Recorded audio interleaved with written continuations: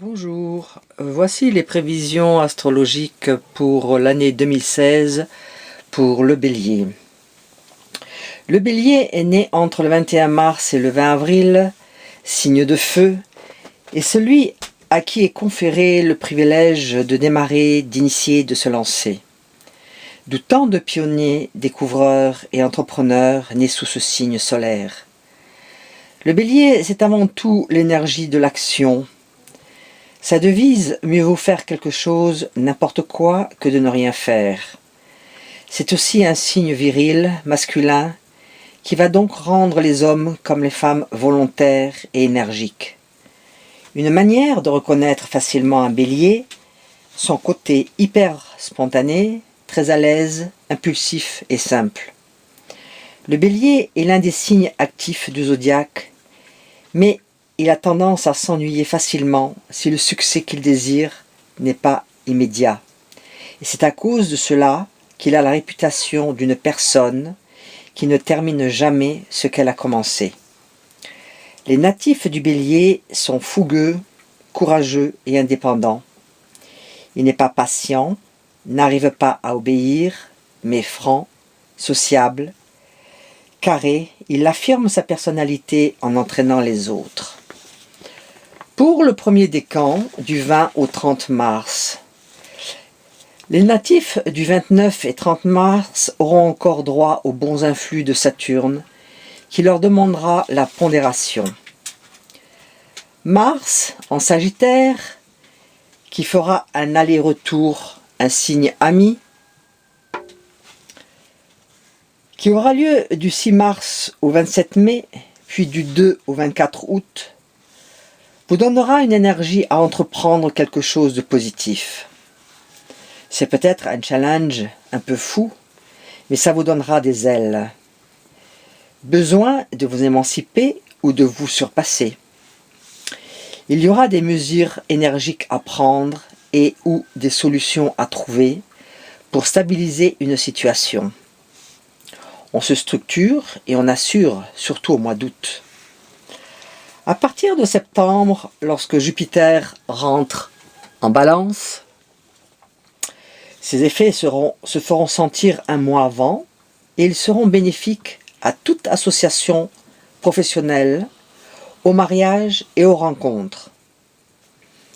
De bonnes occasions de retrouver du travail se présenteront. Côté finances, les restrictions de ces dernières années ne seront plus qu'un mauvais souvenir. Les amours pour 2016. À partir de septembre, avec Jupiter en Balance, votre signe complémentaire, qui représente le conjoint et ce qu'on aime, peut annoncer une rencontre ou un mariage.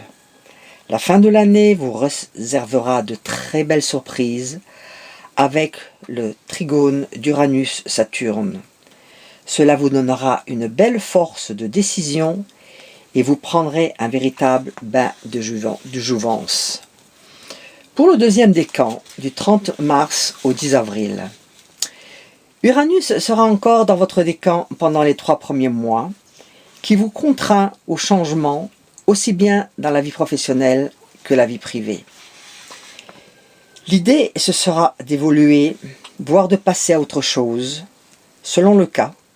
Ce sera de monter votre boîte, ou travailler autrement, ou concrétiser un rêve.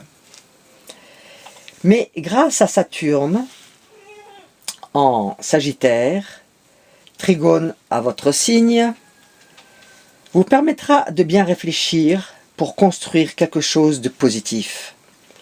En même temps, Saturne vous incitera à tenir compte du temps et à être moins impatient, plus sage, ce qui pèsera bien entendu en votre faveur.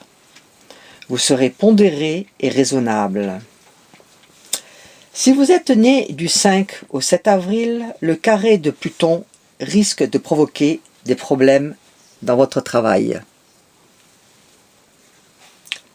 À partir du 1er avril, Uranus qui passait et repassait sur votre soleil ne vous concernera plus.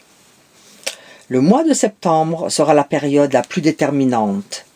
Elle vous permettra de récolter vos lauriers de l'année. Côté cœur, jusqu'en septembre, regardez donc un peu plus loin que le bout de votre nez. Mettez de l'ordre dans votre cœur. Même si vous trouvez que cela manque de passion, pour ceux qui subissent les influx de Pluton, vous aurez besoin de mobiliser votre énergie dans un autre domaine. Entre mi-septembre et fin novembre, il y aura de l'intrigue dans l'air. Vous pensez avoir les choses du cœur en main, mais vous pouvez constater que rien n'est jamais acquis. Ça se complique un peu, mais parions que vos ressources vous aideront à reprendre la main. Pour le troisième décan, du 10 au 20 avril, Uranus s'installera dans votre décan toute l'année.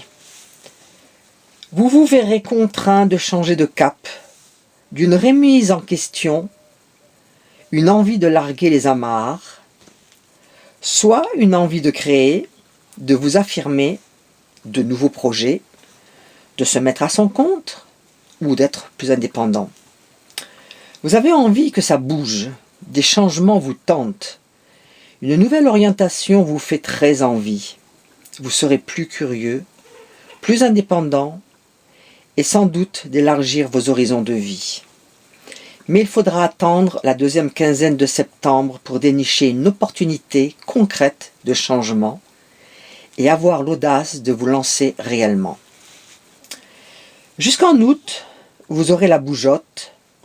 En septembre, vous osez concrètement le changement. Fin octobre et début novembre, le ciel vous déstabilise et en décembre, vous sautez le pas. Aucune planète lente ou très lente ne formera d'aspect négatif avec votre soleil natal cette année.